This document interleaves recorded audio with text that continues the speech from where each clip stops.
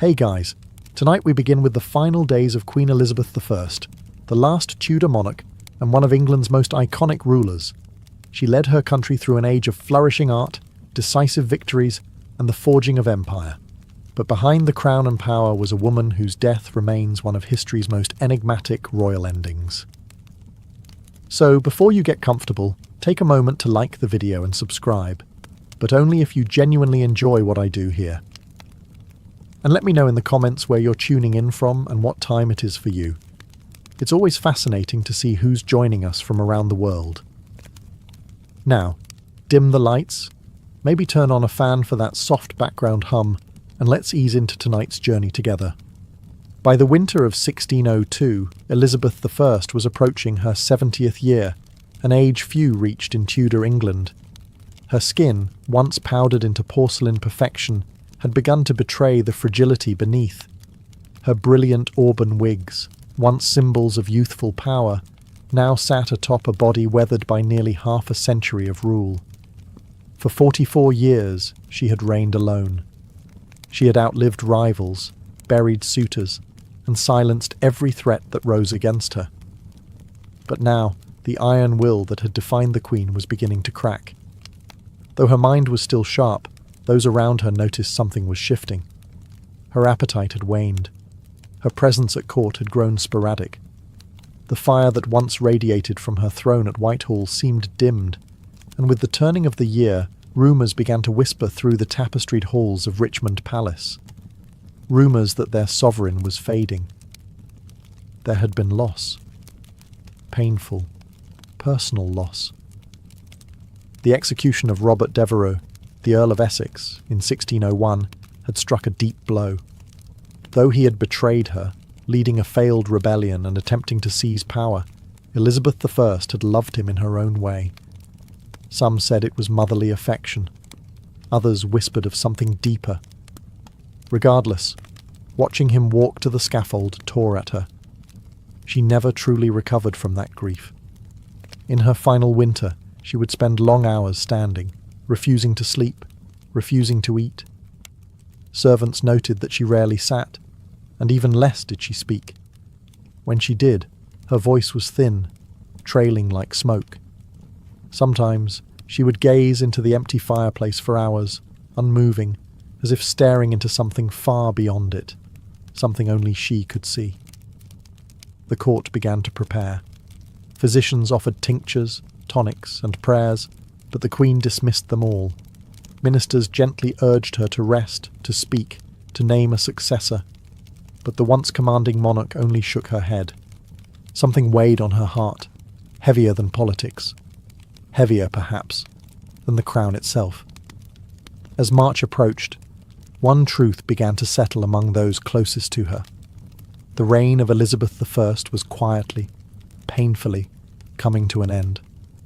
As the days passed, the gloom that filled Elizabeth I's private chamber at Richmond Palace deepened. The once vibrant court, famous for its music, pageantry, and lively discourse, had grown hushed. The Queen, who had dazzled Europe with her wit and resolve, was now wrapped in heavy silks, surrounded by shadows and silence. She no longer held council meetings, nor did she take her usual rides or walks in the gardens. Her ladies-in-waiting, the closest and most trusted women in her life, were dismissed one by one from her room until she remained mostly alone. Even the few she allowed to stay, such as Lady Scrope, spoke only in soft, uncertain tones, unsure if their presence comforted or agitated her. Her mind, they whispered, was slipping. It was during this time that her physicians began to observe something troubling. Not only was the Queen refusing food, she had also started to resist sleep altogether. She would stand for hours on end, rooted to the same spot by her bed or by the window, as if the very act of lying down might bring death closer. When her legs could no longer support her, she would sit stiffly on cushions, eyes fixed on some invisible point, lips moving silently in prayer or thought. Some speculated that she feared death not as a woman, but as a ruler. For decades, Elizabeth I had been the embodiment of England itself. To die meant to relinquish control. of her people, her image, and her power. Perhaps that was what she truly feared, the end of control. Physically, her health began to decline in ways subtle but certain. She developed a persistent cough. Her skin turned increasingly pale, and her frame seemed to shrink beneath her ornate gowns. The weight loss was alarming. Yet she forbade any attempt to examine her too closely. Her vanity, even in sickness, remained intact.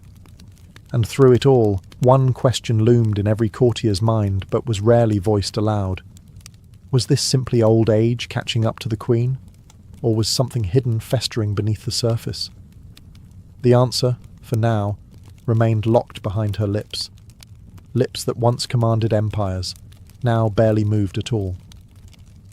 To understand the weight pressing down on Elizabeth I in her final weeks, one must look not only at her body, but at her heart, and more precisely, at the ghost that haunted it, Robert Devereux, the Earl of Essex. Their relationship had been volatile. Essex was dashing, ambitious, and impulsive. He flattered her, defied her, then begged for forgiveness, only to betray her again. In him, Elizabeth I saw both potential and peril. Despite his arrogance, she had favoured him, elevating him to great influence within her court. But in time, his ambition turned dangerous. In 1601, he launched a coup, a desperate, ill-conceived rebellion to seize power. She had no choice. The crown could not tolerate treason, no matter how charming the traitor. Elizabeth signed the death warrant herself. And when he was beheaded in the Tower of London, something inside her unravelled.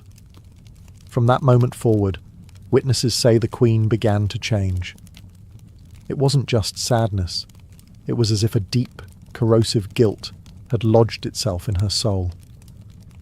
Some claimed she carried a locket containing his portrait. Others swore she muttered his name in the dead of night. Whether these tales were true, or the invention of romantic courtiers, the effect was undeniable. The Queen who had once seemed untouchable now appeared human and deeply wounded. Grief in that age was poorly understood. What we now recognise as depression might have been seen as melancholia, a spiritual imbalance rather than an emotional one. But those around her saw it clearly. Her eyes had dulled. Her laughter ceased. Her energy faded. The courtiers who had once competed for her affection now stepped more cautiously. They feared her moods, unsure how far her sorrow might drag her down. She stopped composing letters. She stopped approving documents. She even stopped attending chapel, a sign more shocking than any, given her deeply Protestant faith. And perhaps most telling of all, she refused music. Elizabeth I had adored music all her life. She had sung, played instruments, and surrounded herself with composers and poets. Now she asked for silence. The Queen's heart, it seemed, had broken long before her body followed. As March of 1603 drew near, the decline of Elizabeth I was no longer hidden. What began as grief and withdrawal was now a public spectacle. Her slow, tragic unravelling witnessed by nobles, courtiers, and servants alike. The once commanding sovereign, who had outwitted kings and silenced dissenters, now seemed adrift within her own palace. She would not speak of her condition. In fact, she barely spoke at all. She answered questions with gestures or simple nods. Days passed without a full sentence leaving her lips. When her advisers pressed her for guidance, on affairs of state, on the matter of succession, or on her own health, she turned away, retreating into herself as if words had become too heavy to lift. Physicians, summoned in increasing urgency, debated her symptoms. Some believed she suffered from a settling of humours, the vague Tudor diagnosis for mental or physical imbalance. Others suggested a cold distemper of the brain. But no one could agree on a cure, because no one could truly understand the cause. At this time, her physical posture became symbolic of her mental state. She refused to lie down. For hours, even days, she remained upright, sometimes leaning against cushions, sometimes gripping the arms of her chair, but never fully reclining. It was as though she believed that surrendering to sleep would mean surrendering to death. Servants would later report how the Queen stood silently in the corner of her room, cloaked in heavy black, unmoving for hours at a time. At night, they took turns watching her, unsure whether she was praying, mourning, or simply lost. The palace around her seemed to fall into a hush. Courtiers spoke in whispers. Nobles paced outside her door, anxious for news. And all the while, the air grew thick with unspoken fear, not just of losing their queen, but of what might come after. The realm had no clear heir. And though Elizabeth had long refused to name one, everyone suspected that James VI of Scotland would be chosen. But without her voice, without her seal, would her will be honoured? England was no stranger to power struggles, and a queen's silence could turn into a nation's chaos. The silence was no longer just hers, it was England's, holding its breath. Among the many whispered theories about Elizabeth I's death, one stands out, not because of its drama, but because of its slow, invisible nature. It wasn't a sword or poison goblet that may have killed her, but rather something far more insidious, her makeup. For decades, the Queen had adorned her face with a signature white mask of beauty, a thick layer of cosmetic powder known as Venetian ceruse. It was a fashion born from the aristocracy, designed to signal nobility, purity, and wealth. The mixture, however, contained two key ingredients: vinegar and white lead. Yes, lead. A metal we now know to be toxic, even in small quantities. Applied daily, layer upon layer, this lead-based makeup was absorbed through the skin. Over time, it could damage the nervous system, weaken the muscles, cloud the mind, and ultimately shorten the lifespan. The symptoms of lead poisoning read like a shadowed list of Elizabeth's final months: fatigue, depression, tremors, loss of appetite, cognitive decline, and skin deterioration. Her contemporaries noted that her teeth had blackened and fallen out. Her hair, once bright and flame red, had thinned and disappeared. Her skin, beneath the paint, was marked by sores and blemishes, signs that were hidden from the public behind pearl-studded wigs and powdered masks. And yet, the Queen remained committed to the illusion. She insisted on presenting the image of eternal youth, even as her body rebelled. That makeup was not just vanity, it was armour, and like any armour, it came with weight. In this case, a poisonous one. Some modern historians believe that long-term lead exposure may have contributed significantly to her physical and mental decline. The irritability, the confusion, the refusal to sleep or eat. Even the depression that followed the death of Robert Devereux might have been magnified by chemical imbalance. But in her day, no one understood these dangers. Venetian ceruse was celebrated. It was even imported and used across Europe. The very thing that made Elizabeth I iconic may have also been one of the slowest, most cruel contributors to her downfall. In the end, the white mask that defined her public image may have also quietly hastened the fading of the woman beneath it. By the second week of March, 1603, the condition of Elizabeth I had become undeniable. Her courtiers now moved with urgency, though careful not to show panic. The Queen had stopped eating entirely. Her body, already thin, seemed to retreat into itself, her bones visible beneath the ornate fabrics that once projected power and grace. She was wasting away, and yet no one could give her illness a name. Tudor medicine had no clear diagnostic tools. There were no thermometers, no microscopes, no concept of infection as we know it. Illness was a matter of humours: blood, phlegm, yellow bile, and black bile. If those were imbalanced, disease followed. Treatments involved bleeding, herbal poultices, or purging the system. And yet, none of these worked. Because no one truly understood what was happening inside the Queen. Modern scholars have suggested that she may have succumbed to pneumonia. The cold air in Richmond Palace, mixed with long hours of standing and fasting, may have led to a lung infection. A persistent cough, chills, and a slow slide into delirium align with such a theory. And without antibiotics, even a mild case of pneumonia was potentially fatal. Others speculate blood poisoning, possibly due to abscessed teeth or infected sores under her cosmetics. Dental hygiene was poor, and Elizabeth had already lost several teeth. Infections in the mouth, if left untreated, could enter the bloodstream, a deadly condition known today as septicemia. But none of these possibilities could be confirmed in her time. And so, her physicians guessed. They used herbal tonics, tried warm compresses, and prayed. But Elizabeth would have none of it. She rejected all medicine. She would not allow incisions, nor bleedings. She even refused to undress completely, guarding her modesty to the very end. And through it all, she said almost nothing.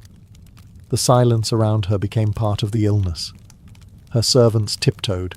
Her ladies wept in private.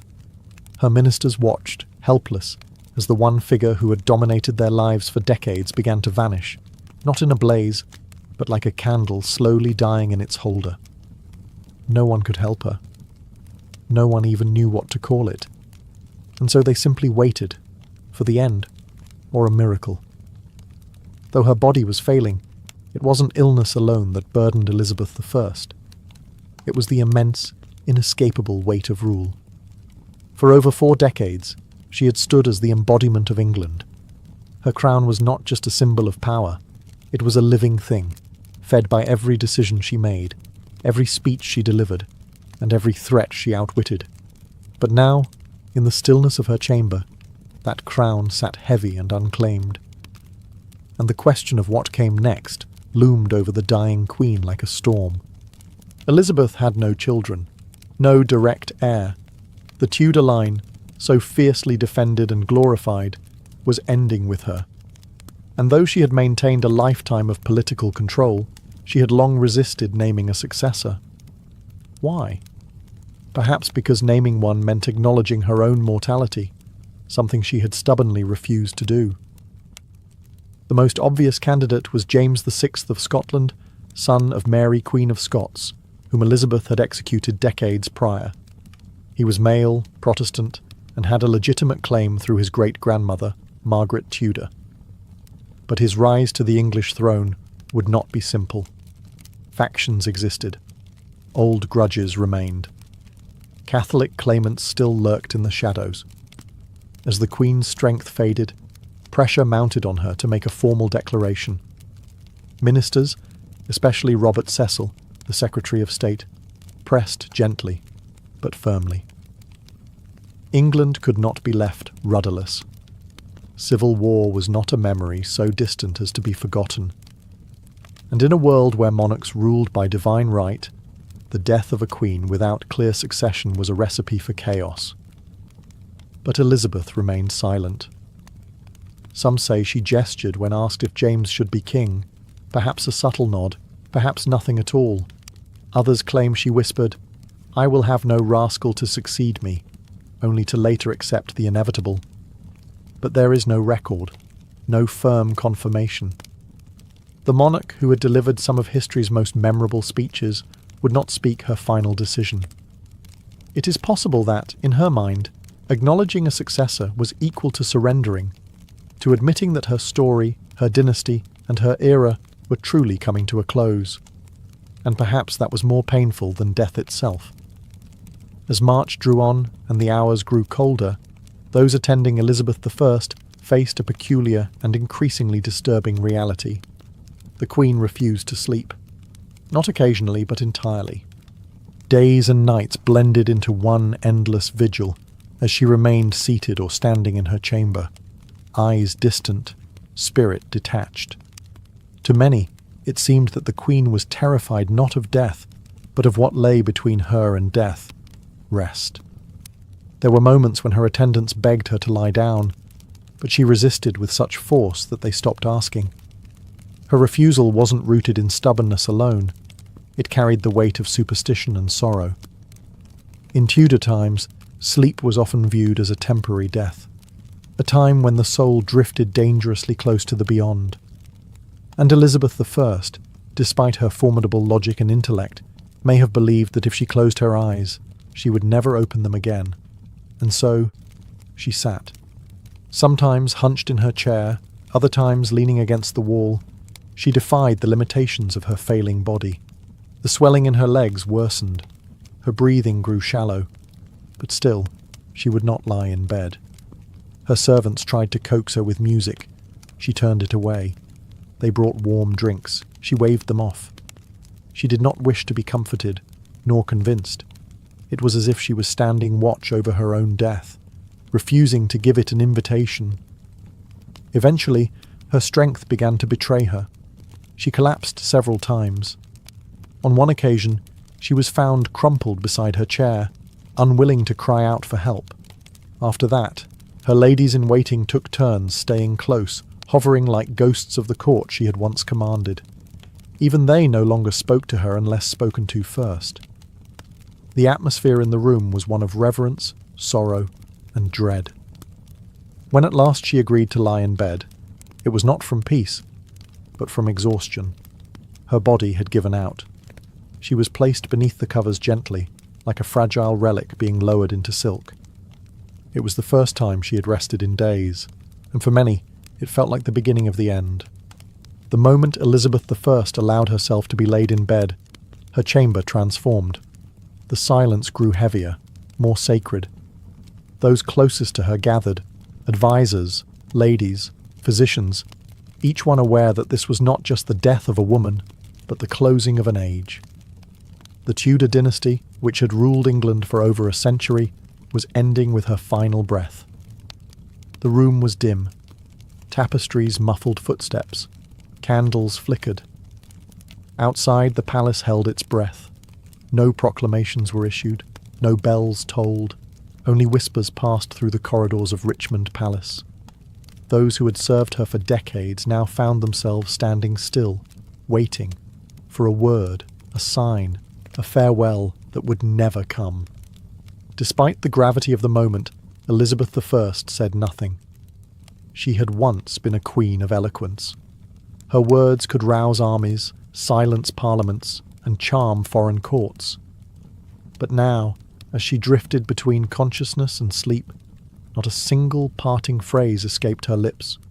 Not to her ladies, not to her council, not even to the realm she had so long protected. Instead, she communicated through faint movements, slight nods, flickers of the eyes, the barest tremble of her hands. Some thought they saw her reach toward the crown resting nearby. Others claimed she gestured toward a portrait of James VI, the presumed successor.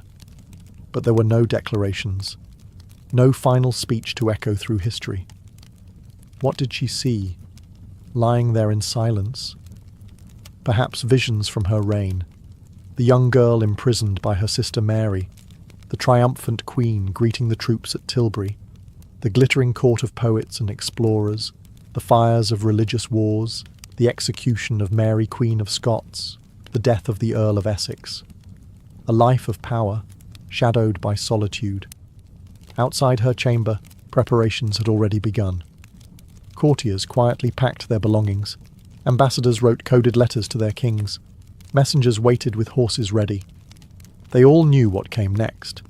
And yet, until the last moment, England remained a kingdom without a sovereign. For until her last breath, Elizabeth I was still queen. No one could take her place. Not yet. Not until she was gone. As the final hours of Elizabeth I's life unfolded, those who remained in her chamber stood like statues, silent, sorrowful, and uncertain. The queen no longer responded to touch or sound. Her breathing had grown shallow, irregular. Her skin, pale from age and illness, now took on an ashen hue. The fire in her had gone from a steady flame to a flickering ember. Lady Scrope, one of her most faithful attendants, refused to leave her side. She held the queen's hand and dabbed her brow with linen soaked in rosewater. Others stood in the background, whispering prayers, some aloud, others in their hearts. There was no ritual for this. There had never been a monarch like her before. Outside, Richmond Palace was wrapped in a quiet anxiety. No proclamation had yet been made, and still, No one dared call her death until the final breath passed. Messengers stood ready at the gates, prepared to ride to Scotland the moment it was confirmed, to deliver the news to James VI, the man who would be king. Inside, time seemed to warp. The minutes dragged like hours, and no one dared speak of what would come next. Even Robert Cecil, the chief architect of the peaceful transition to the House of Stuart, stood still, his papers folded in his hand. His greatest political manoeuvre, uniting England and Scotland under one crown, was moments away, yet entirely dependent on a woman in her final moments. Then, just before dawn on March the 24th, 1603, it happened. No cry, no gasp, just silence. The room remained motionless for a full minute, as if all feared the breath might return. Then quietly, Lady Scrope covered the Queen's face with a linen cloth. It was over. Elizabeth I was dead. Her passing was not marked with fanfare, nor even with a priest's final rites. She had refused them all. The Virgin Queen, as she was so often called, had died alone, surrounded not by family or heirs, but by the weight of history.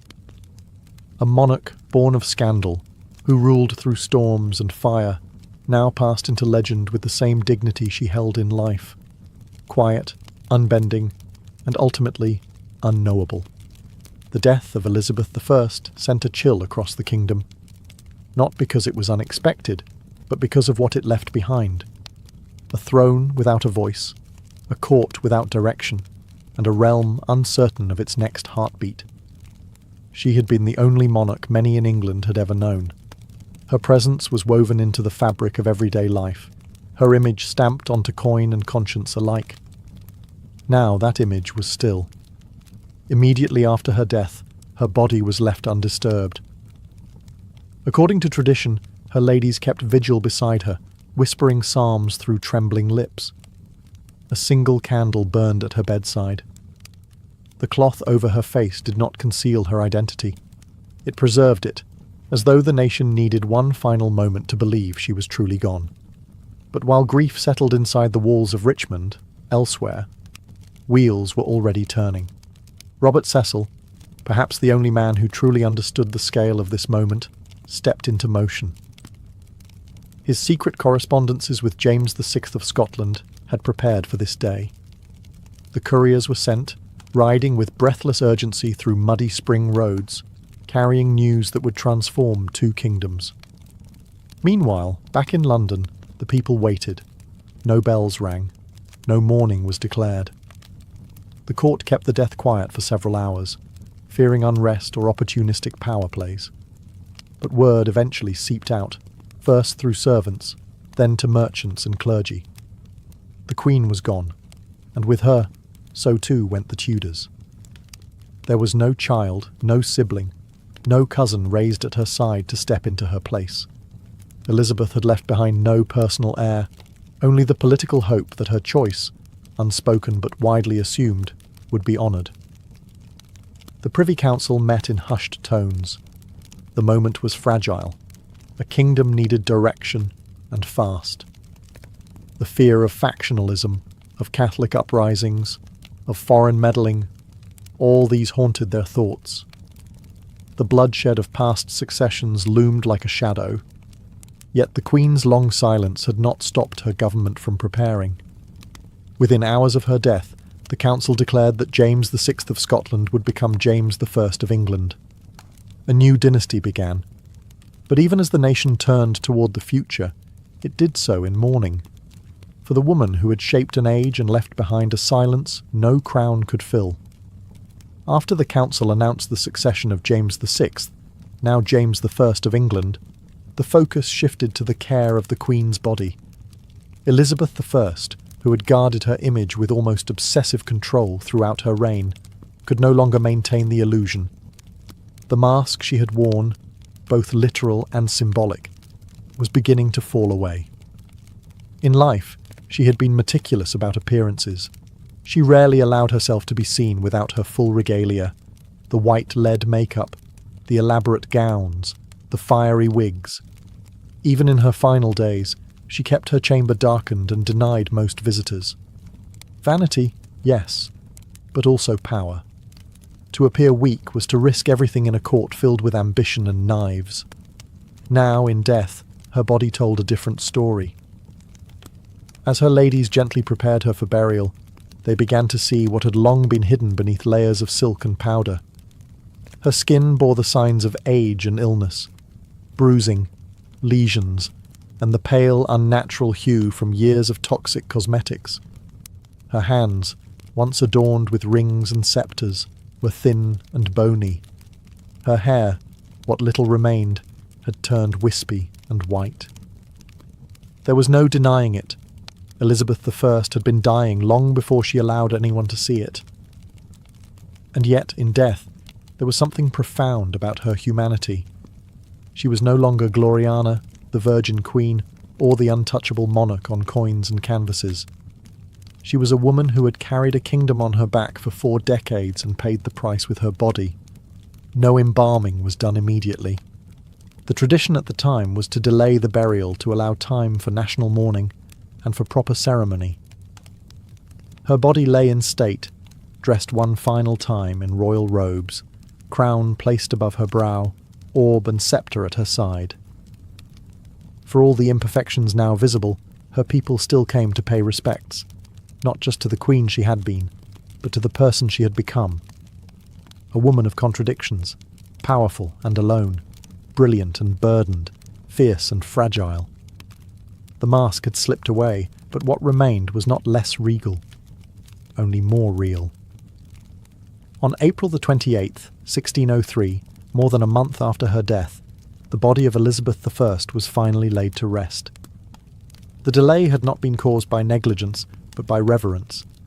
England had lost its longest reigning monarch to date, and such a passing demanded a ceremony that would match the magnitude of her legacy. Her funeral procession began at Whitehall and moved slowly toward Westminster Abbey. The streets of London were lined with mourners, nobles, clergy, commoners. Thousands of faces turned toward the carriage that bore their queen one final time. Some wept.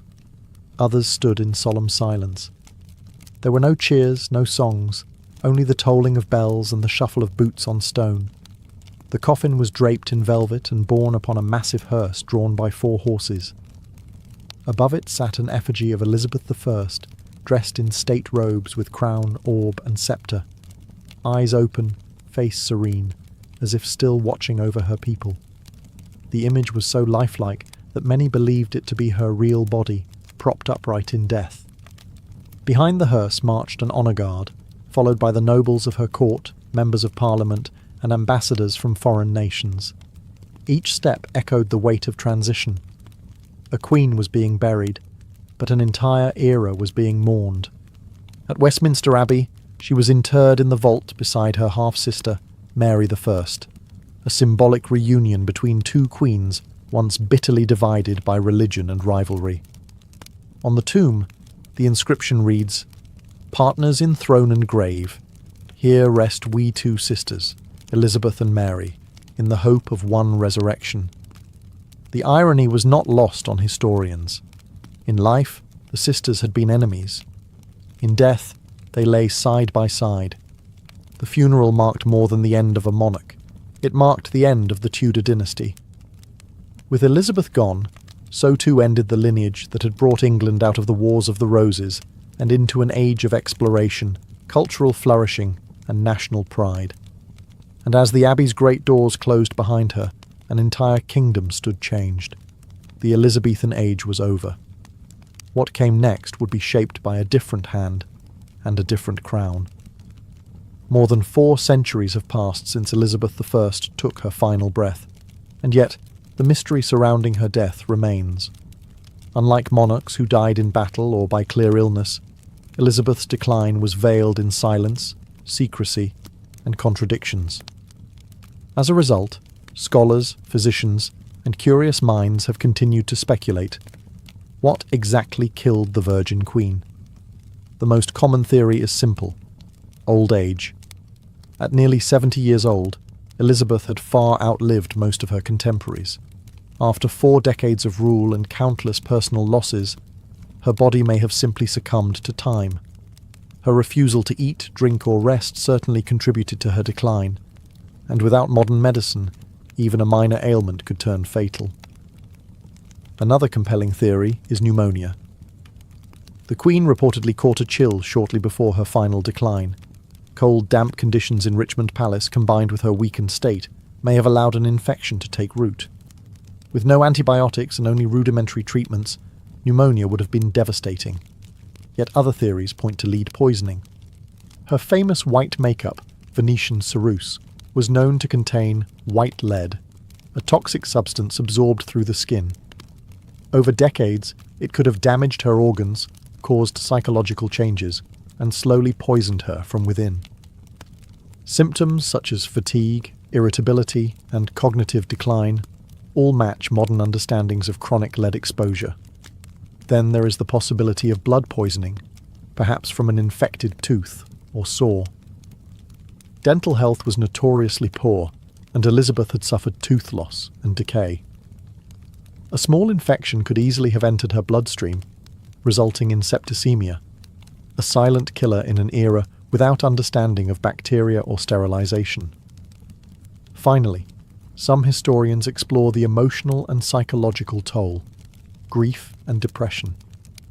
The loss of Robert Devereux and other beloved confidants seemed to break something within her. Her refusal to lie down, her long silences, her deep melancholy, all could be signs of profound psychological suffering, which, untreated, may have hastened her end. In truth, it may have been all of these factors: age, illness, poison, grief, woven together in a tapestry of decline. A queen who carried an empire may have finally been crushed beneath its weight. And yet, in her silence, she left no confession, only a legend. Elizabeth I's death was not merely the close of a life, it was the close of an identity that England had worn for more than 40 years. She had reigned alone, without husband or child, carving her image into the very soul of a nation. Her passing was quiet, private, and full of unanswered questions, but the echo of her reign thundered into the centuries that followed. The country she left behind was vastly different from the one she inherited. When she first ascended the throne in 1558, England was fractured by religious war, threatened by foreign powers, and teetering on the edge of instability. Through sheer will, political genius, and theatrical leadership, Elizabeth I transformed it into a formidable kingdom, confident, culturally vibrant, and respected on the world stage. Her death, however, revealed the fragility beneath that surface. She had held everything together through force of personality and presence. With her gone, a power vacuum threatened to reopen old wounds. The peaceful transition to James I marked a diplomatic victory, but also a seismic shift. The Tudor flame had gone out. The Stuart dawn was uncertain, and yet, what lingered in the minds of her people wasn't just the politics, it was her persona, the speeches at Tilbury, the defiant rejection of marriage, the cultivated image of the Virgin Queen, the jewels, the gowns, the high forehead, the poetic rhetoric. All of it became mythic. Even her final silence served her legacy. She exited the world on her own terms, offering no final word, no dying gasp for legacy or pity. In life, she had been a master of performance. In death, she let the silence speak louder than any closing act. To this day, historians still debate the details of her death, but few debate her impact. The Elizabethan age remains one of the most celebrated periods in English history. Her name became shorthand for a golden era of poetry, exploration, and national pride. And though her body rests quietly beneath the stones of Westminster Abbey, her story continues to live in pages, on stages, and in the very spirit of the monarchy she once ruled. She died alone.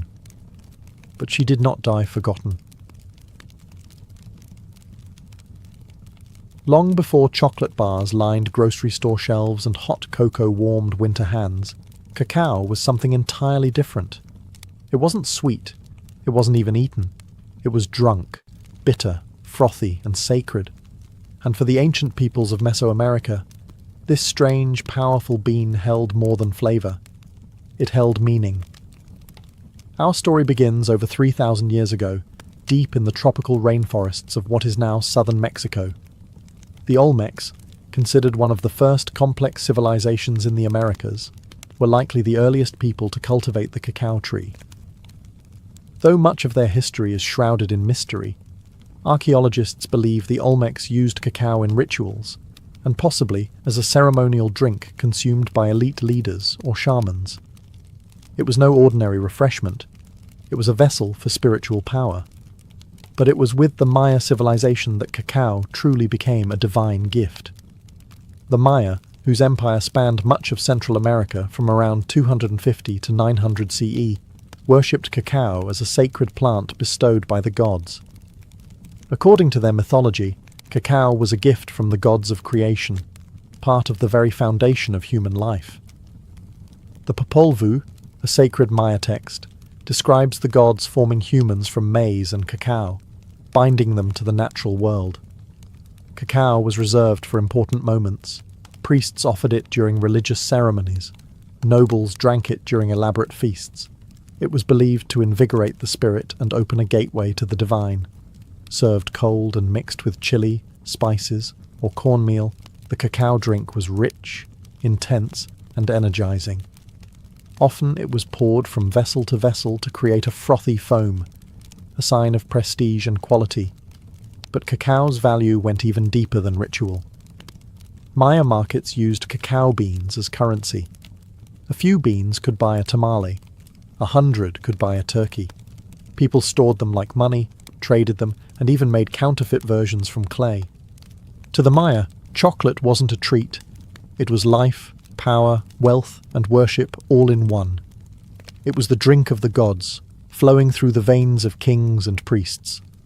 And its bitter, intoxicating taste marked the beginning of one of the most remarkable culinary journeys in human history. Among the Maya, cacao was more than a beverage. It was a living symbol of divine order, woven into the very fabric of daily life and cosmic belief. This small, bitter bean from the jungle was thought to be a sacred substance, capable of connecting mortals to the gods, the earth, and the afterlife. In every major Maya city, from Tikal to Copan, cacao was present at the most important moments of life. When rulers were crowned, cacao was poured. When marriages were sealed, it was drunk by both bride and groom. And when the dead were laid to rest, vessels of cacao accompanied them into the tomb, offerings meant to nourish their souls in the next world. Cacao was commonly consumed during religious ceremonies, often by the priestly and elite classes. These drinks were not sweet, nor were they taken casually. They were blended with chili peppers, maize, vanilla, and sometimes even blood, a powerful combination intended to invigorate the spirit and induce visions. It was believed that drinking cacao could bring one closer to the divine, opening the mind to prophecy or sacred insight. The Maya also believed cacao trees were sacred. Their curved branches and brightly coloured pods symbolized life, fertility, and abundance. In art, cacao often appeared alongside gods and ancestral spirits. On painted ceramics and carved stelae, you can see scenes of kings offering cacao to deities, or gods themselves emerging from the pods as if born of divine fruit. But cacao's role extended beyond religion. It was a staple of the social and economic world.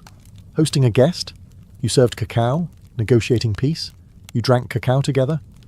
For the Maya, to share cacao was to recognize shared humanity, an unspoken contract of trust, respect, and elevated purpose. Even in the homes of the wealthy, cacao drinking was ceremonial. Special vessels were used, beautifully painted cups, often marked with glyphs identifying the owner and the specific purpose of the drink. These weren't just dishes, they were heirlooms, crafted with care and reverence. The reverence for cacao shaped the Maya identity. It was not just consumed, it was celebrated, revered, and trusted as a bridge between realms.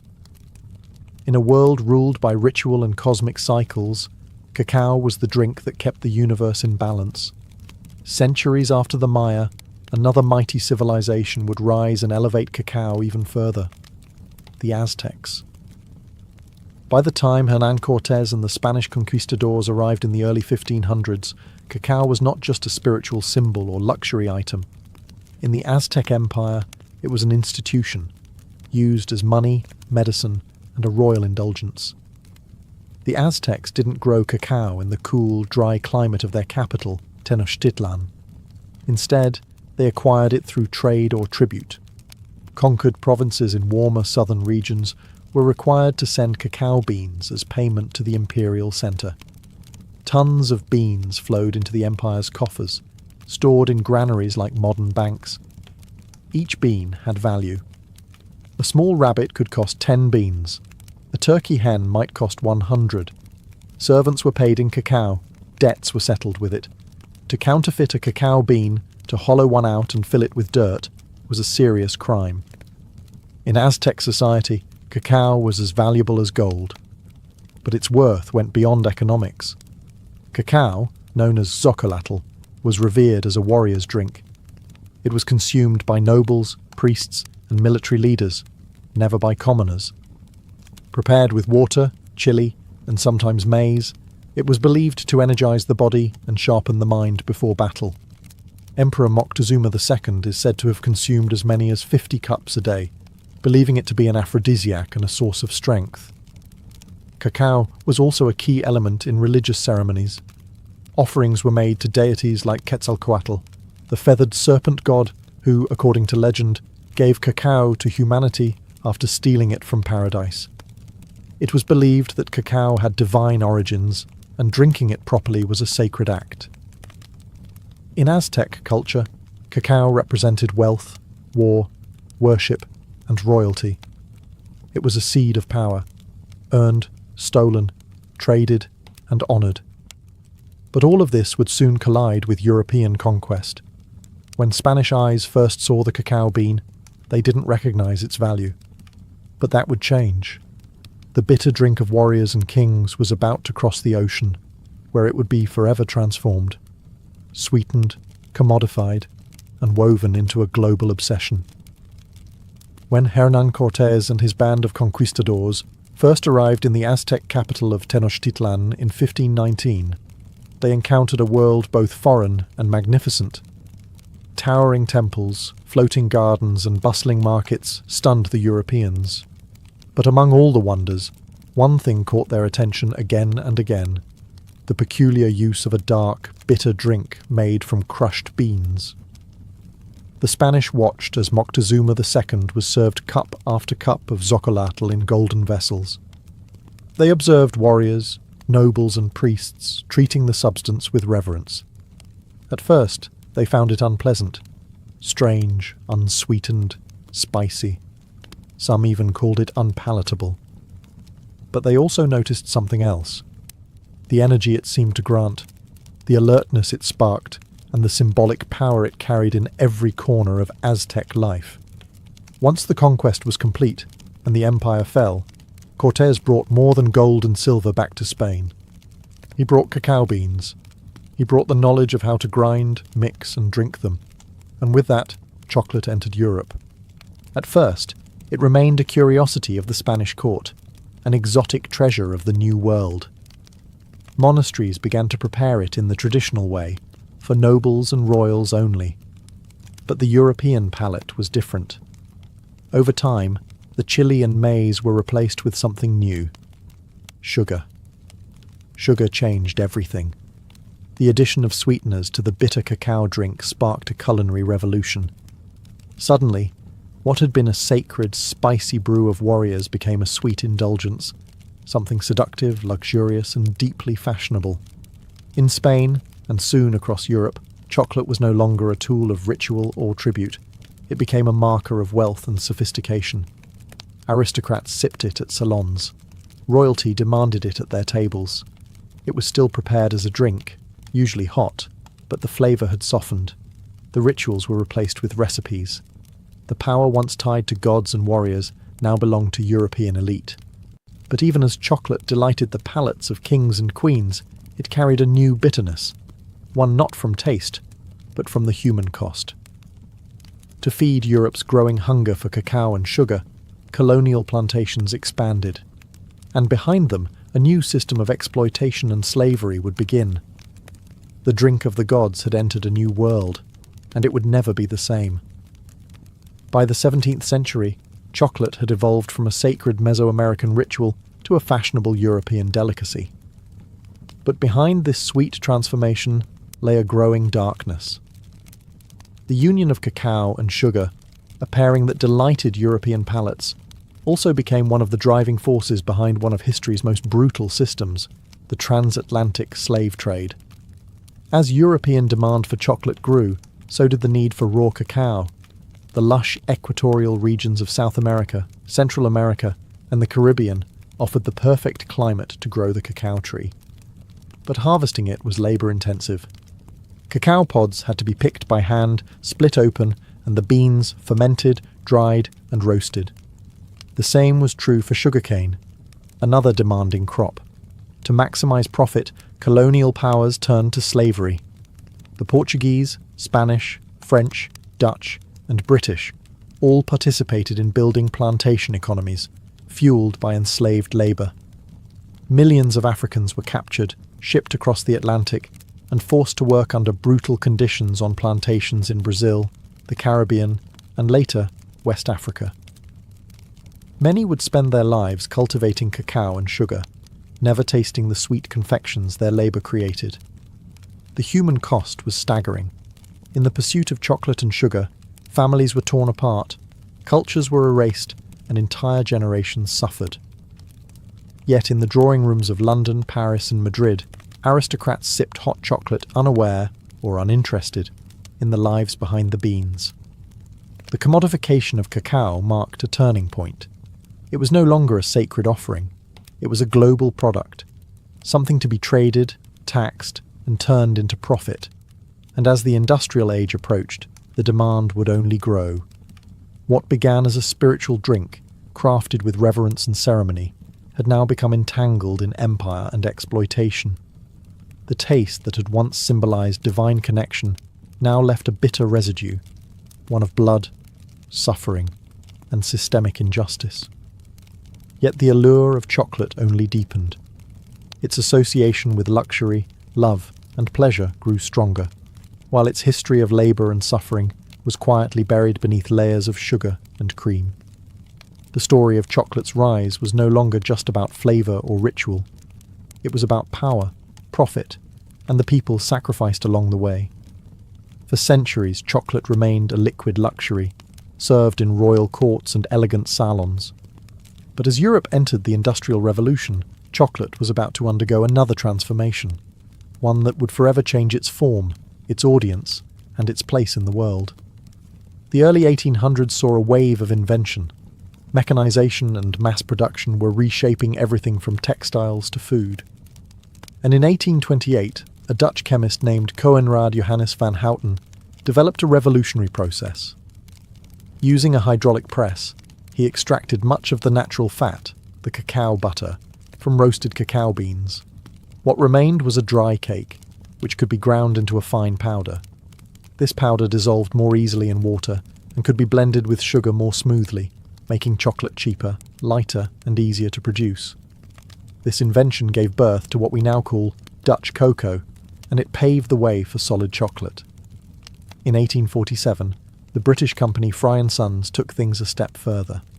By combining cacao powder, cacao butter, and sugar, they created the world's first modern chocolate bar, a smooth, mouldable, and portable version of what had always been a drink. For the first time, chocolate could be held in the hand, not just sipped from a cup. Then came the Swiss. In the 1870s, Daniel Peter introduced milk chocolate by adding condensed milk to the mixture, creating a creamier, sweeter version of the classic bar. His friend and rival, Rodolphe Lindt, invented the conching machine, which slowly churned chocolate for hours, refining its texture and giving it the silky smoothness we now associate with high-quality chocolate. These innovations turned chocolate from a luxury into a mass-market product. With lower prices and improved texture, chocolate was no longer reserved for royalty. It entered shops, factories, and lunchboxes across Europe, and soon after, the United States. Companies like Cadbury, Nestlé, and Hershey industrialized chocolate on a scale never seen before. Packaging became colorful and playful. Advertising emphasized joy, indulgence, and childhood wonder. But in making chocolate sweet, accessible, and solid, something of its origin was forgotten. The divine drink of gods had become a snack. Delicious, yes, but stripped of its ancient power and ritual. Still, a new chapter had begun, one where chocolate would become beloved worldwide. By the dawn of the 20th century, chocolate had taken root across the globe, not just as a delicacy, but as an industry. What began as a sacred brew among ancient civilizations had become a worldwide phenomenon, driven by factories, marketing, and the unstoppable forces of global capitalism. In the United States, chocolate took a uniquely American turn with Milton Hershey. In the late 1800s, Hershey applied mass production methods to chocolate, much like Henry Ford would later do with automobiles. His factory in Pennsylvania produced affordable milk chocolate for the average American, not just the elite. By 1900, the Hershey bar was born, and with it, a new American love affair with chocolate. But chocolate was no longer just a product. It was becoming a symbol. Soldiers carried it into war. Children traded it on playgrounds. It appeared in cookbooks, holiday rituals, and romantic gestures. Valentine's Day, Halloween, Easter, each adopted chocolate as its unofficial mascot. Its sweetness now spoke to love, comfort, and nostalgia. Meanwhile, international companies expanded cacao cultivation to meet demand. West Africa, particularly Ghana and Côte d'Ivoire, became global hubs for cacao farming, surpassing Latin America. The same regions that had once endured colonial rule and slavery were now supplying over 70% of the world's cacao, often under exploitative conditions. Even in modern times, labor abuses, including child labor and poverty-level wages, persist in many cacao-growing regions. Yet despite its tangled roots, chocolate's popularity only grew. In Japan, it became a refined art. Small, exquisite bonbons, gifted with ritual precision. In Switzerland, it was a matter of national pride, with brands like Toblerone and Lindt defining premium quality. In Mexico, chocolate returned to its ancient roots, used in traditional dishes like mole, where bitter and savory flavors coexist. Global chocolate culture was, and still is, a paradox. Universal, yet personal. A product born of indigenous ceremony, transformed by empire, refined by industry, and then embraced in 1,000 unique ways across continents. From the Andes to Antwerp, from Ghana to Geneva, chocolate had become part of the human story. And even though few stopped to wonder where it came from, every bite carries the flavor of history, sweet, bitter, and everywhere in between. In the whirlwind of industrial growth and global expansion, chocolate's ancient origins were largely forgotten. What once carried divine meaning and ceremonial weight had become, for many, just another snack, delicious, convenient, and sold by the millions. But in recent decades, a new movement has begun to stir. A rediscovery of chocolate's roots and a return to the bean. The craft chocolate movement began in earnest in the early 2000s, inspired by trends in coffee, wine, and slow food. Artisans and chocolatiers across the world started asking, where does our chocolate come from? Who grows it? What does it taste like before it's buried beneath sugar and additives? The answers led them back to the cacao bean. Unlike industrial chocolate, which is often blended from beans sourced in bulk, craft chocolate focuses on single-origin cacao, preserving the unique flavors of specific regions, soils, and fermentation styles. Beans from Madagascar might taste fruity and citrusy, while those from Ecuador could carry floral or nutty notes. Chocolate, it turned out, had terroir, just like wine. This reawakening wasn't just about flavor, it was also about ethics. With greater awareness came concern over how cacao is produced. Documentaries and investigations revealed ongoing labor abuses, including child labor and unfair wages on cacao farms. In response, many craft chocolate makers began working directly with farmers, paying premium prices for high-quality, ethically grown beans.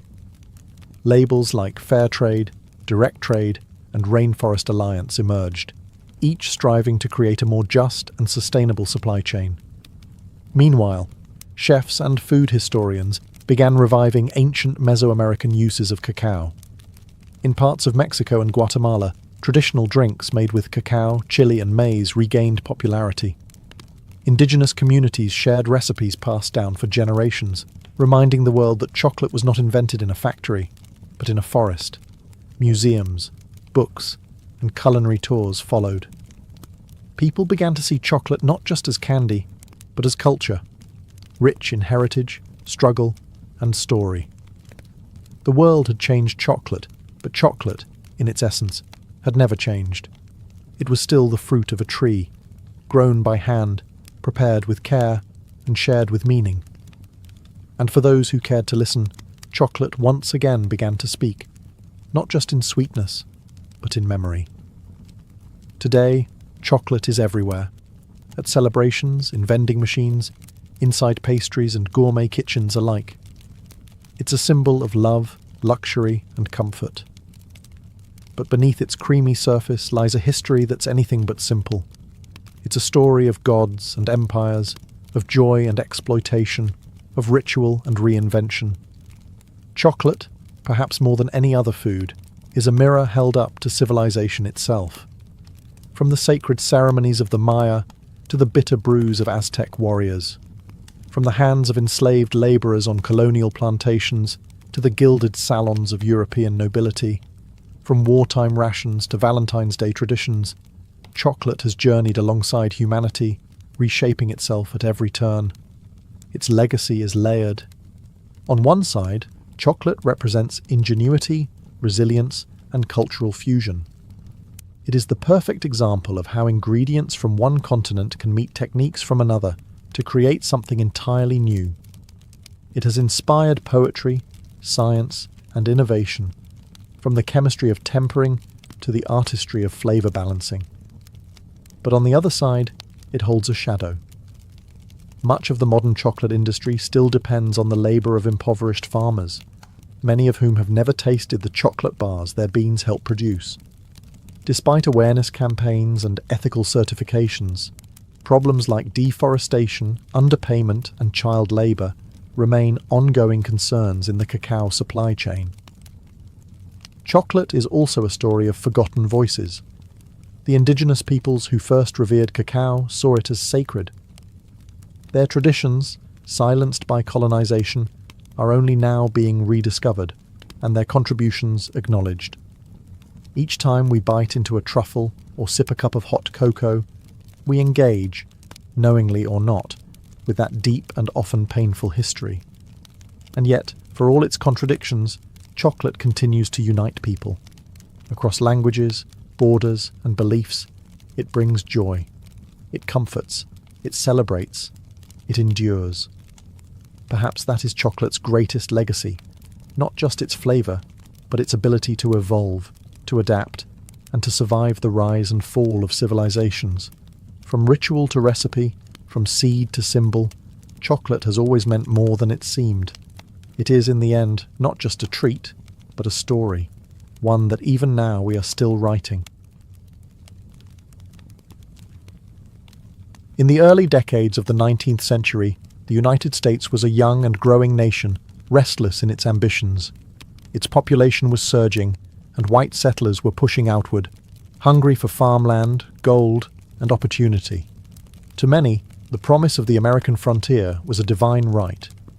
But to fulfill that dream, they looked westward, not into wilderness, as they imagined, but into lands already deeply rooted in memory, culture, and life. Those lands belonged to Native American nations. Among the most prominent were the Cherokee, Creek, Choctaw, Chickasaw, and Seminole, tribes with sophisticated political systems, written languages, newspapers, and schools. These were not scattered bands of nomads. They were sovereign communities, many of which had long tried to coexist with the United States on legal and diplomatic terms. The Cherokee Nation, in particular, had adopted numerous elements of American society in hopes of preserving their autonomy. They drafted a constitution modelled after that of the US, practiced agriculture, and many converted to Christianity. They published a bilingual newspaper. They even sent delegates to Washington. But to white settlers and politicians, assimilation was never enough. What they wanted was the land. Georgia, Alabama, Mississippi, and other southern states began encroaching more aggressively into native territories. They passed laws invalidating tribal governance, nullifying native property rights, and pressuring the federal government to act. The discovery of gold in northern Georgia only heightened the urgency. The land, they argued, was too valuable to remain in native hands. President Andrew Jackson, a former general and staunch advocate for removal, stepped forward with a solution. Clear the east of native nations entirely. Relocate them beyond the Mississippi River, to a place where they would no longer obstruct the march of cotton plantations and white settlement. This was not merely policy, it was ideology. Manifest Destiny, though not yet named, pulsed through the veins of the American project. The belief that white Americans were destined to expand from coast to coast came at the expense of anyone in their way. And in the 1830s, that meant entire nations of people. Thus, the stage was set, not for progress, but for one of the most sorrowful and shameful journeys in American history, the Trail of Tears.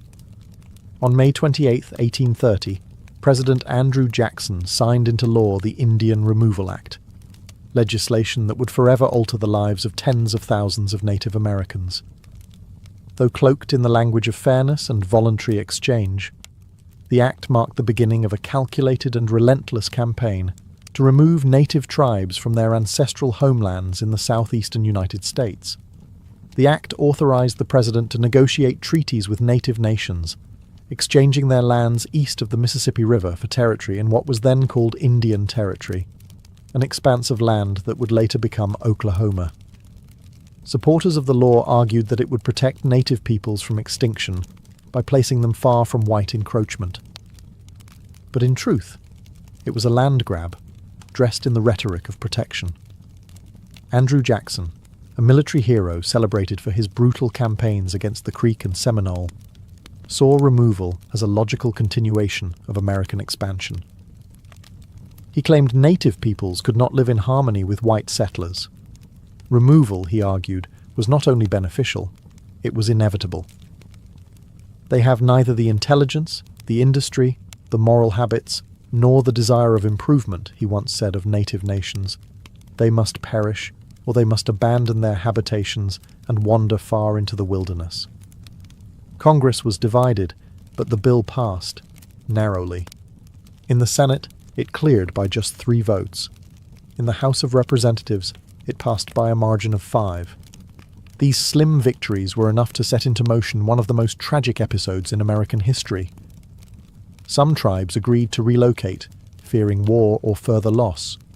Others held out, believing the promises of treaties that offered money, supplies, and safe passage. But these promises would prove hollow for many. In practice, the removal process was chaotic, cruel, and often violently enforced. What the law claimed would be a peaceful transfer quickly became a nightmare of broken agreements, corruption, and forced marches. Entire communities were uprooted, homes burned, crops destroyed. Soldiers arrived at the doorsteps of families, ordering them to pack what they could carry. Behind them came settlers, ready to claim the cleared land. The Indian Removal Act didn't just redraw maps, it severed ancestral ties, destroyed lives, and exposed a bitter truth. American expansion was built not only on hope, but on heartbreak.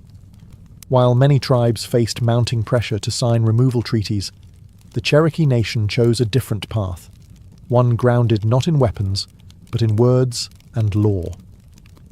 Determined to defend their sovereignty, the Cherokee took their fight to the courts of the United States, using the very legal system that had been used against them.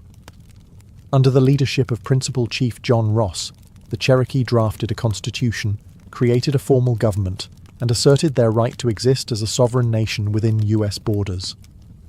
They believed that by proving their civilization and political structure mirrored that of the American Republic, they could protect their territory. Their resistance culminated in two landmark Supreme Court cases.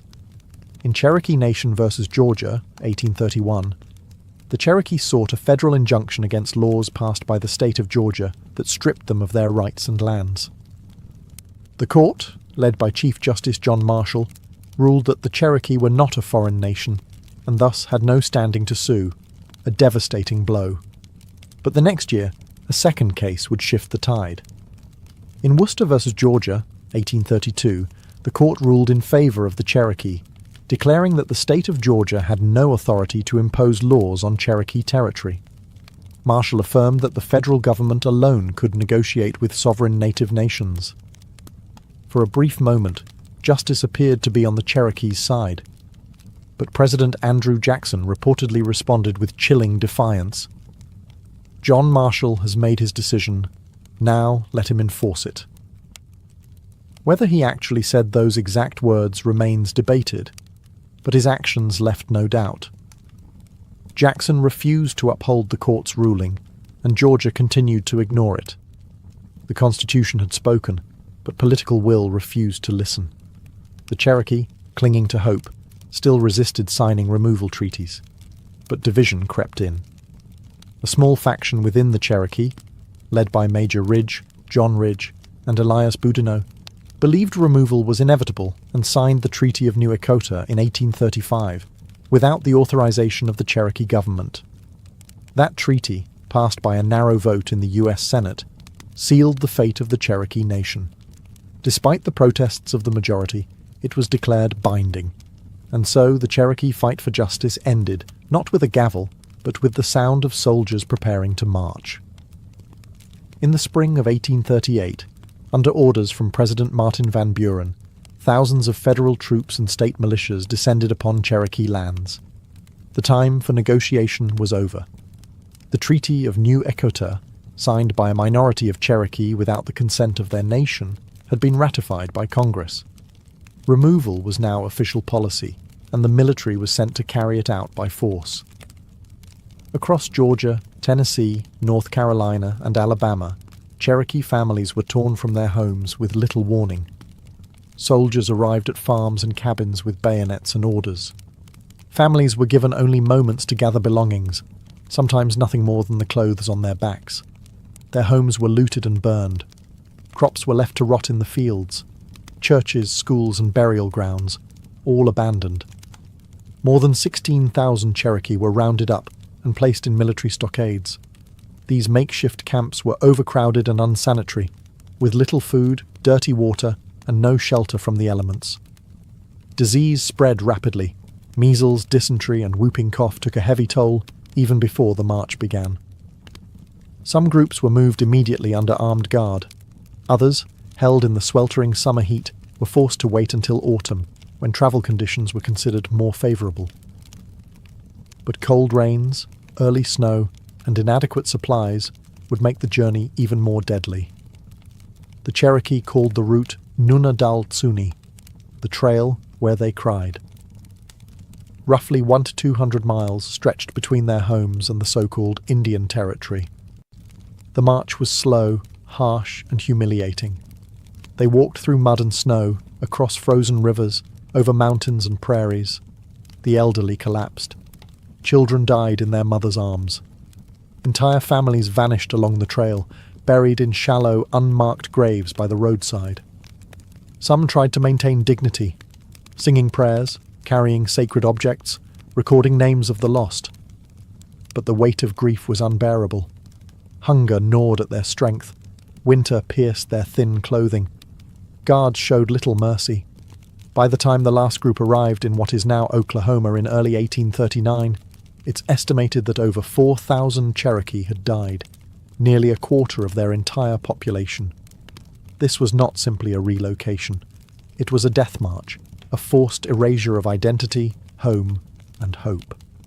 When the last group of Cherokee reached Indian Territory in March of 1839, The journey was over, but the suffering was not. The losses endured along the Trail of Tears extended far beyond the 4,000 lives claimed by disease, exposure, and starvation. What died on that trail was more than people. It was a way of life, a spiritual connection to land, and the cultural continuity of an entire nation. The trauma echoed through generations. Survivors arrived weakened, broken, and grieving. They had lost elders who carried traditional knowledge, children who had represented future hope, leaders who had defended their people with all the strength they had. There were no ceremonies for the dead, no time for mourning. The land they had been forced to settle was unfamiliar and often hostile. The promises made by the US government of protection, supplies, and fertile land were inconsistently honoured or ignored altogether. The physical wounds were matched by the emotional ones. The Cherokee had been a proud nation with schools, printing presses, and a constitution. They had trusted the legal system, believing that law would protect them. But their trust had been betrayed, their justice denied, their rights erased. Among the survivors, divisions deepened. The treaty party, those who had signed the Treaty of New Echota, were viewed by many as traitors. In June of 1839, just months after the relocation, Major Ridge, John Ridge, and Elias Boudinot were assassinated by fellow Cherokee in a wave of retribution. The unity of the nation, already battered by removal, now fractured further under the weight of internal conflict. And yet, even amidst devastation, the Cherokee endured. They rebuilt schools. They re-established their government. They began printing newspapers again. They held on to their language, their stories, their faith. The resilience that had once carried them through legal courts and diplomatic struggles now became the foundation of survival. Still, the scars of removal ran deep, and they remain today. The Trail of Tears is not just a chapter in a history book. It's a living memory carried in families, in oral traditions, and in the soul of a people who were forced to leave everything behind. And in that memory, there is sorrow, but also strength. While the Cherokee Trail of Tears is the most widely remembered, it was not the only forced removal. The Indian Removal Act of 1830 targeted multiple native nations, each with their own languages, traditions, and lands, and each endured their own version of exile, suffering, and loss. The Choctaw were the first to be removed. Beginning in 1831, thousands of Choctaw were forced from their homelands in Mississippi and Alabama. Most travelled on foot, without wagons or adequate supplies. As they marched through freezing rains and swollen rivers, hundreds died. A Choctaw chief later called it a trail of tears and death, a phrase that would echo in history. The Creek Nation, once powerful in the southeast, was next. After years of broken treaties and violent clashes with settlers and militias, they too were rounded up and driven westward. In 1836, over 15,000 Creek were removed, many in chains. Thousands perished along the way, while others were sold into slavery or scattered from their kin. The Chickasaw negotiated payment for their lands before removal, but their journey was no less brutal. Delays in receiving compensation left them without resources, and hundreds died from disease and starvation during the move west. The Seminole of Florida resisted most fiercely. From 1835 to 1842, they waged guerrilla war against US forces in the swamps and forests. Leaders like Osceola became symbols of resistance. But even the Seminole could not withstand the weight of US military power forever. Thousands were captured or killed. Others were forcibly marched to Indian territory, while a small group fled deep into the Everglades, where their descendants remain today. In all, over 100,000 Native Americans from multiple nations were displaced during the removal era. The government called it policy, the settlers called it progress, but for Native peoples, it was catastrophe. Each nation's trail was different, but all shared the same themes: betrayal, suffering, and loss. Sacred homelands were stripped away, cultural centers were shattered, the bonds of community, family, and memory were stretched to the brink, And yet, these nations carried their songs, their languages, and their spirit with them, into a new land that did not welcome them, but where they would find ways to survive. When the Cherokee, Choctaw, Creek, Chickasaw, and Seminole finally arrived in Indian Territory, what is now the state of Oklahoma, they found a land that was nothing like the one they'd been forced to leave. The federal government had promised fertile soil, safety from further encroachment, and permanent ownership of their new homes. But those promises, like so many before, would prove fragile. The land was unfamiliar, the climate harsher. For many, it was difficult to grow crops or rebuild homes using traditional methods. Winters were bitter and unpredictable. Summer droughts scorched the earth. Communities were scattered, with many families arriving months apart, or not at all. Diseases followed them: cholera, smallpox, influenza. Grief lived in every new settlement. The government aid that was promised, livestock, tools, food and money, often arrived late or not at all. Corruption plagued the system. Contractors cut corners, supplies were spoiled, resources meant to help resettled families start over were siphoned off by middlemen or bureaucrats with little oversight. Worse still, the land that had been guaranteed as a permanent Indian homeland was soon under threat. As settlers pushed westward and the borders of US states crept closer, new pressures emerged. Railroads began to carve through the land. Treaties were rewritten or ignored under pressure or manipulation. What had been set aside as sovereign territory began to shrink once again. Despite these hardships, the nations worked to rebuild. The Cherokee re-established their capital in Tahlequah and rebuilt schools and institutions. The Choctaw and Chickasaw reorganized their governments. New constitutions were written. Councils met. Churches were built. Farming resumed. Communities began to heal, not by forgetting, but by enduring.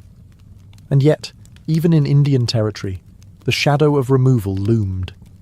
Every promise made to protect their new homeland was vulnerable to the same forces that had driven them from their original lands: greed, expansion, and disregard.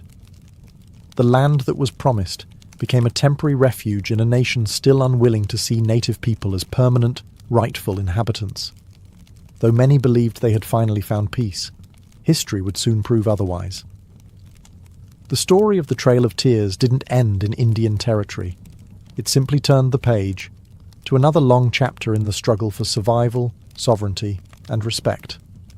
For decades after the forced removals, the Trail of Tears lived mostly in silence, spoken about in whispers, passed down through family stories, rarely acknowledged in textbooks or politics.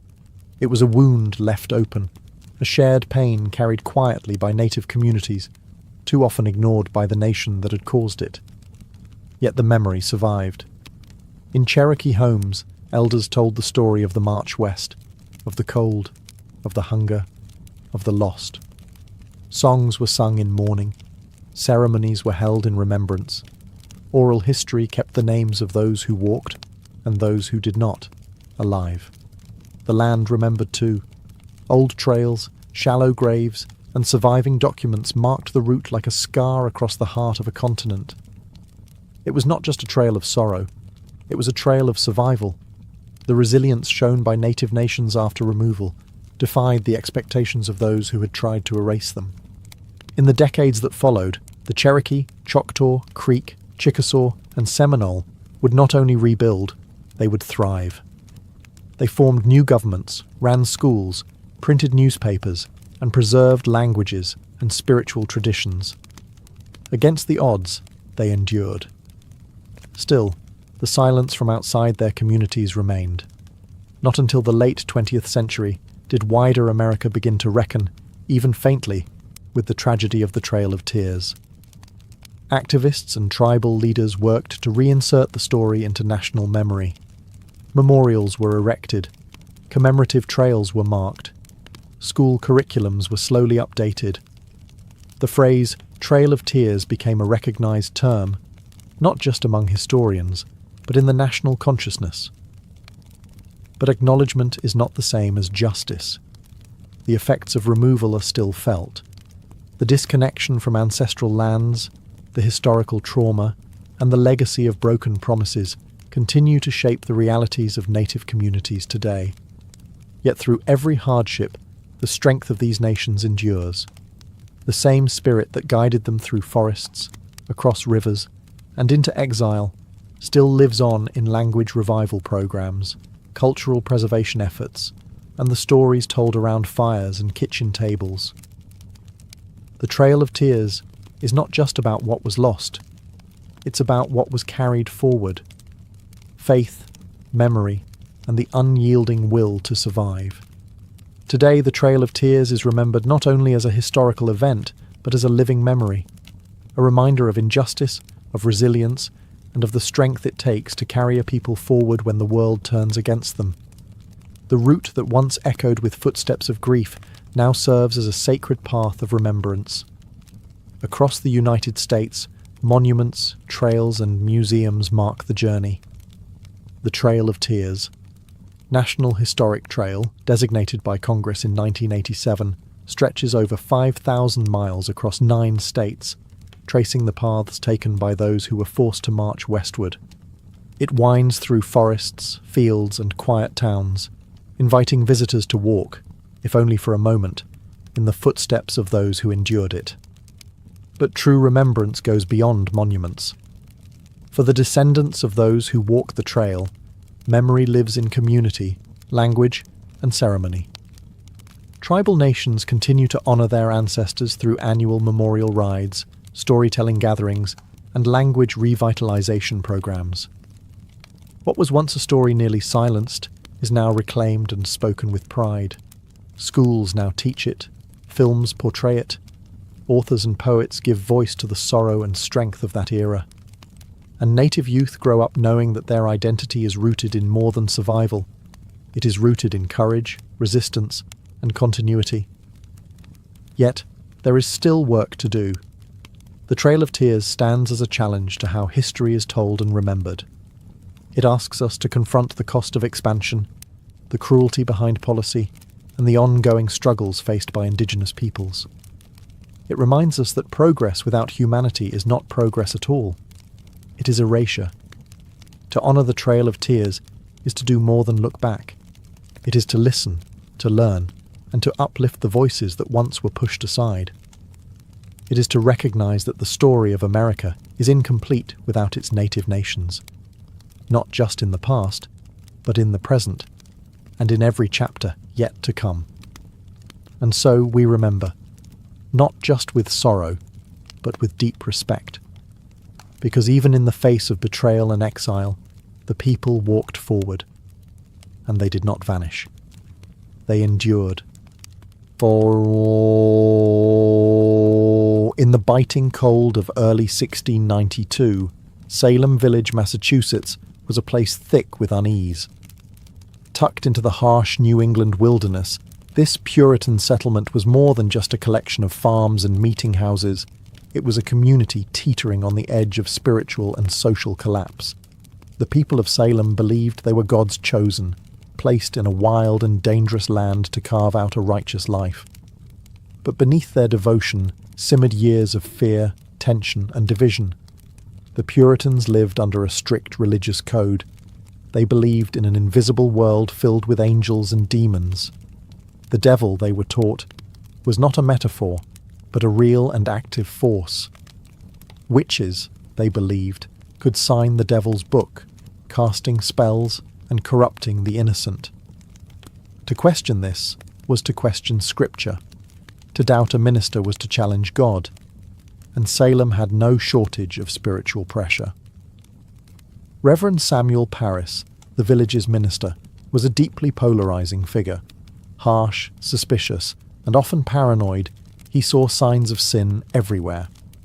His sermons thundered with warnings of damnation and the devil's work. He divided the congregation with his fire and brimstone preaching, creating deep rifts among neighbours and families. Beyond the pulpit, Salem faced economic and political strain.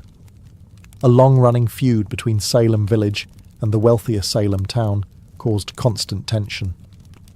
Land disputes were common, and the boundaries between property, belief, and personal grievance were often blurred. Old resentments lingered just beneath the surface. To make matters worse, the surrounding wilderness was a source of terror. The memory of brutal Native American attacks during King Philip's War was still fresh. Crops had failed the year before. Smallpox had swept through the region. In the Puritan mind, these disasters were not chance. They were punishment for hidden sins. It was in this atmosphere of religious anxiety, political rivalry, and survivalist dread that a group of young girls would begin to act strangely. Their sudden fits, wild accusations, and cries of witchcraft would not be dismissed as childish games. Not here, not in Salem. Because in Salem, the devil was real. And in 1692, the villagers believed he had come to visit. It began, as many tragedies do, with children. In January of 1692, two young girls in Salem village, 9-year-old Betty Paris and her 11-year-old cousin Abigail Williams, began to behave in alarming ways. They screamed, thrashed, and contorted their bodies into unnatural positions. They barked like dogs, hurled objects, and spoke in gibberish. When reprimanded, they wailed in pain and claimed they were being pinched or pricked by invisible forces. Their afflictions confounded the adults around them. Reverend Samuel Paris, Betty's father, initially saw the behaviour as disturbing, but perhaps curable. A local doctor, William Griggs, examined the girls and gave a chilling diagnosis. They were under an evil hand. In a deeply religious and superstitious community like Salem, that meant only one thing: witchcraft. Soon, other girls began to display the same symptoms. Anne Putnam Jr., Mercy Lewis, Mary Walcott, and Elizabeth Hubbard joined the afflicted circle. Their fits escalated, drawing the attention of the entire village. These girls were not from the fringes of society. They were daughters of prominent families, respected members of the Puritan order. That gave their words weight. When pressed to name the cause of their suffering, the girls did something that would change the fate of the entire colony. They pointed fingers. The first to be accused was Tituba, an enslaved woman of Caribbean origin in the Paris household. She was a convenient target. Foreign, non-white, and associated with stories and rituals that seemed exotic and suspect to Puritan eyes. Alongside her, the girls named two other local women: Sarah Good, a poor and often homeless beggar, and Sarah Osborne, who had scandalized the community by refusing to attend church and marrying her servant. 3 women, each vulnerable in different ways, were suddenly the focus of an entire town's suspicion. They were arrested and jailed. For the villagers, this was a spiritual emergency. If witches walked among them, they had to be identified and purged. What had begun as an unexplained illness in a single household now spiraled into full-blown panic. And as the accusations spread, no one, not neighbours, not friends, not even family, would be safe from suspicion. Salem had opened the door to fear, and it would not be easily closed. In the early months of 1692, as more villagers fell into hysterics and more names were whispered in fear, Salem's courts began relying on a kind of evidence never before used in any English-speaking legal system: spectral evidence. It would become the most controversial and damning tool of the trials, and the most dangerous. Spectral evidence was based on the belief that a witch could send her spirit, or spectre, to torment victims from afar. The afflicted girls would scream in court, claiming to see the accused person's ghost pinching, choking, or stabbing them, while the accused stood silently in front of them, often in disbelief. To the Puritan mind, this wasn't imagination or performance. It was considered valid proof of a pact with the devil. When the accused denied their guilt, they were accused of lying. And when they stayed silent, that too was seen as an admission of guilt. Those who confessed, however, were often spared execution, especially if they named other witches. This perverse incentive caused a wave of coerced confessions. Tituba, the enslaved woman accused first, confessed under pressure. She claimed that a tall man from Boston, clearly meant to suggest the devil, had visited her and promised her freedom if she served him. She described strange creatures, flying spirits, and even said she had seen a witch's book filled with signatures, implying that others in the village had also made deals with Satan. Her testimony was graphic, theatrical, and terrifying.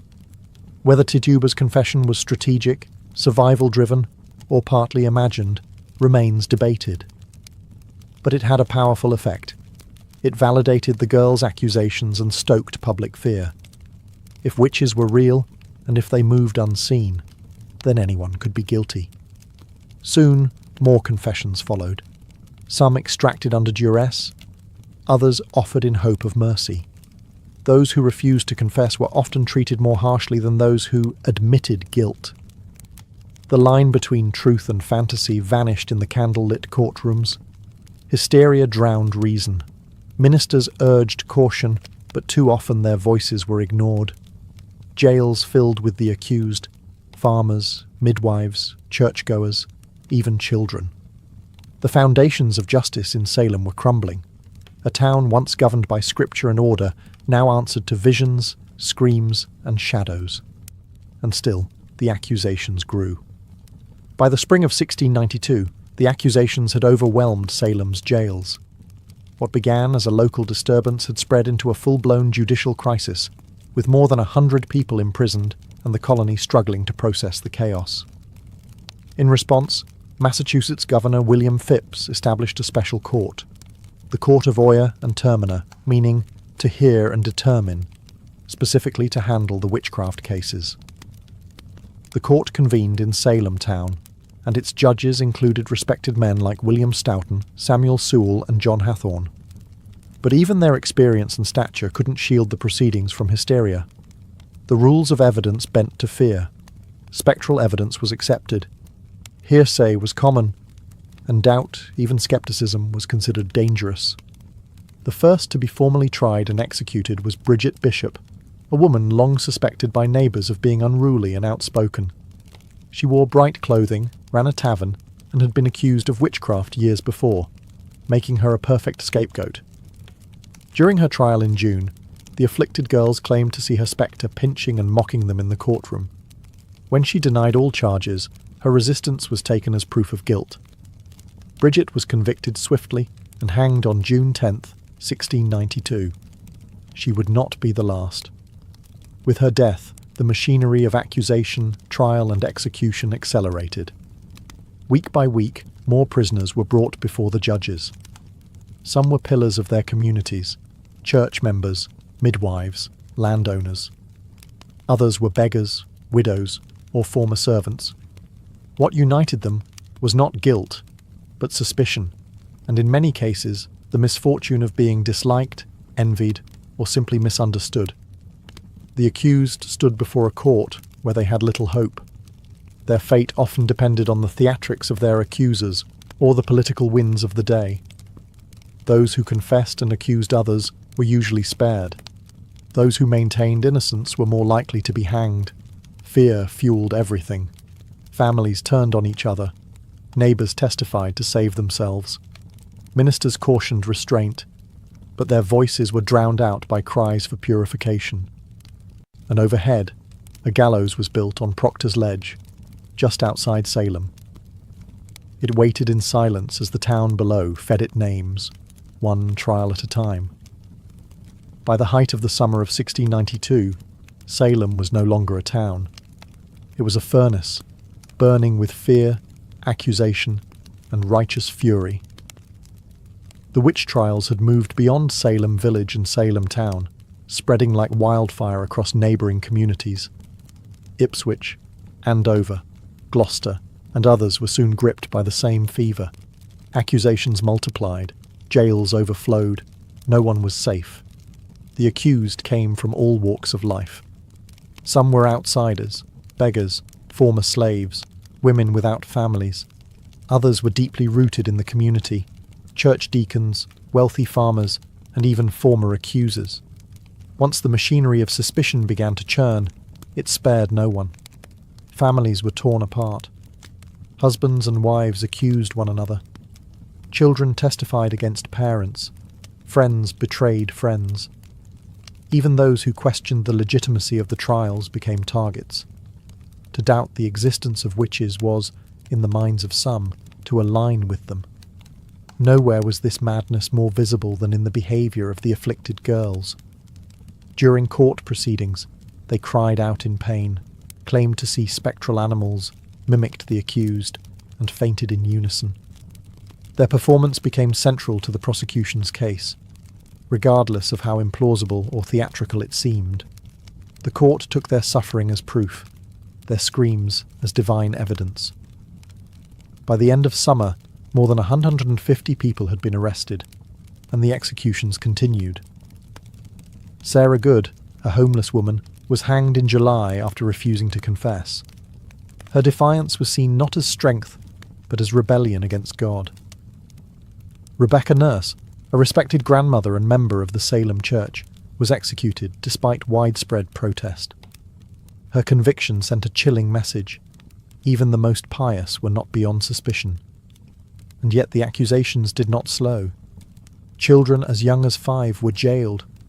A minister's wife was accused. Entire families were locked in cells. The colony had lost its grip on reason, consumed by the very evil it sought to destroy. Fear was now Salem's true ruler, shaping justice, warping memory, and silencing dissent. What began as a handful of strange afflictions had become something far more terrifying, a society devouring itself, one accusation at a time. As summer gave way to autumn in 1692, the Salem witch trials reached their darkest depths. The gallows on Proctor's Ledge became a grim fixture on the horizon, a place of ritual execution where cries for mercy were swallowed by the silence of final judgment. The executions were public, meant to serve as warnings. Entire communities gathered to watch. Some came in solemn fear. Others, disturbingly, treated them as spectacles. One by one, the convicted were led to the scaffold, bound and praying, until the trapdoors dropped and another life ended in the name of righteousness. In total, 19 people were hanged as witches, 14 women and 5 men. All maintained their innocence. Many died with prayers on their lips, or psalms recited through trembling voices. None of them received proper burials. As convicted witches, their bodies were denied church cemeteries. Some were buried in shallow, unmarked graves. Others were reclaimed secretly by family under cover of night. But the most gruesome death was not on the gallows. Giles Corey, an 81-year-old farmer, and the husband of accused witch Martha Corey, refused to enter a plea at his trial. By refusing to speak, he hoped to prevent his land from being seized by the state. In response, authorities ordered pressing, a brutal and rare form of punishment. Giles was stripped, laid on the ground, and slowly crushed beneath heavy stones. For 2 days, he endured the torture in silence. His last words, according to legend, were chillingly defiant. More weight. He died without ever entering a plea. His resistance made him a tragic symbol of the injustice that had overtaken Salem.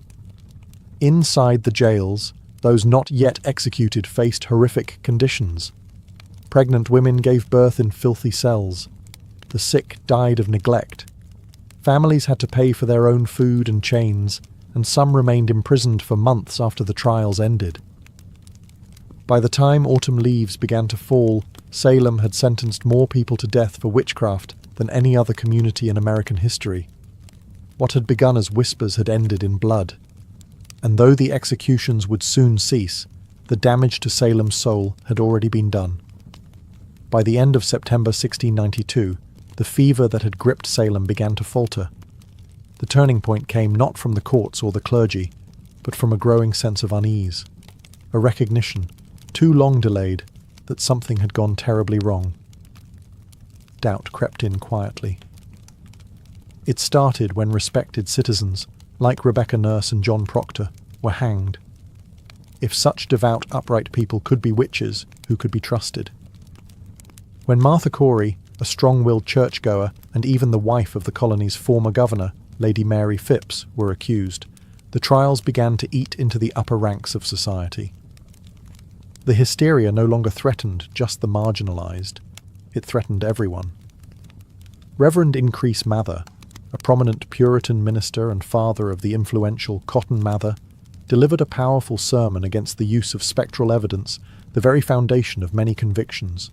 In his words, "It is better that 10 suspected witches should escape than one innocent person be condemned." It was a radical reversal in tone and a quiet indictment of the court's methods. Others began to speak out as well. Ministers who had once supported the trials now urged caution. Families of the accused pleaded publicly. Communities neighboring Salem watched with horror and began distancing themselves. Faced with rising criticism and political pressure, Governor William Phips finally acted. In October 1692, he disbanded the court of Oyer and Terminer. In its place, a new court was created, one that no longer accepted spectral evidence. The change was immediate. Of the remaining prisoners awaiting trial, most were found not guilty. For those convicted, many received reprieves. The executions stopped. Still, the damage had been done. 19 hanged, 1 pressed to death, over 100 imprisoned, dozens more traumatized, families ruined, reputations shattered. The tide had turned, but slowly. Though the courts had changed, it would take months, years, for the last prisoners to be released, and longer still for the community to fully reckon with its sins. But in that autumn, the panic receded. Silence returned to the gallows. The accuser's screams faded, and Salem, wounded and ashamed, was left to confront the cold reality that it had been not witches, but fear itself, that had ruled them. When the final prisoners were released in 1693, Salem was left with more than empty cells. It was left with guilt. The trials had ended, but the echoes of accusation, betrayal, and execution lingered in every home and church pew. A silence hung over the town, and beneath it, a deep unease.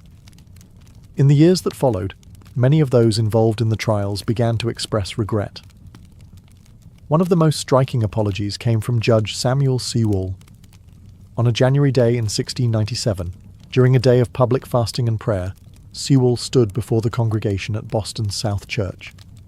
In front of the entire assembly, he accepted blame and shame for his role in the trials and asked God for forgiveness. It was a rare act of public contrition, and it set the tone for the years that followed. Others were not so quick to apologize.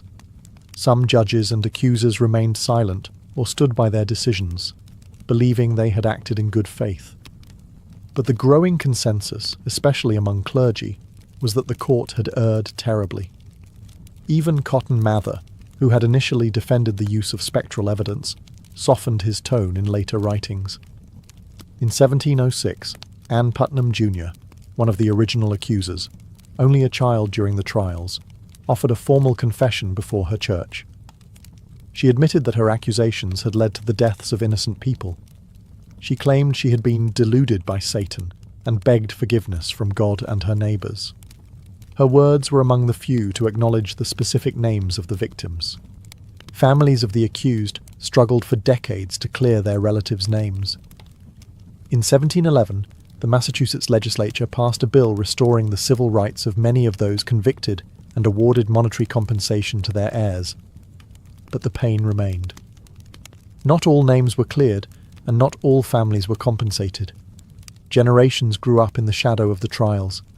And yet, over time, Salem tried to heal.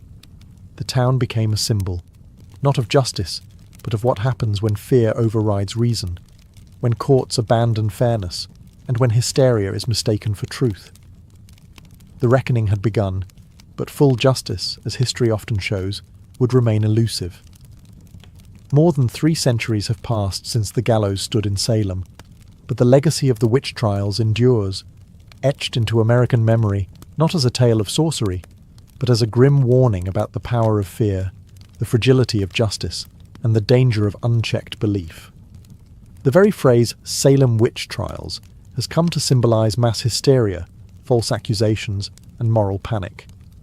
It is invoked in courtrooms, classrooms, and political speeches as a cautionary tale, proof of how easily reason can be overwhelmed by suspicion and how quickly a community can turn on its own. Today, Salem embraces its history, but not without complexity. Museums, memorials, and guided tours draw visitors from around the world. The Salem Witch Trials Memorial, dedicated in 1992, on the 300th anniversary of the trials, features 20 granite benches, each inscribed with the name of one of the executed. They do not list their crimes, because there were none. Only names, dates, and final words, testaments to dignity in the face of injustice. Yet even now, Salem's story is more than just tourism or folklore. It is a reflection of human nature. The trials reveal how fear can become contagious, how power can be abused in the name of morality, and how justice can falter when guided by emotion rather than evidence. In literature, Arthur Miller's play The Crucible gave new life to the trials, using them as an allegory for McCarthyism and the Red Scare of the 1950s. Miller reminded a new generation that witch hunts do not always involve witches, and that the past is never as distant as it seems. The descendants of the accused and the accusers still live in Massachusetts and across the United States. Some bear the burden of ancestral shame, others carry the pride of resilience and survival. In 2001, more than 3 centuries after the hangings, the state of Massachusetts formally exonerated the last 5 victims, completing the legal clearing of all accused. The Salem witch trials were brief, just over a year in length, but their lessons have proven eternal. They remind us that truth must be defended, even when fear shouts louder, and that the gravest injustices can occur not in moments of darkness, but under the full light of day.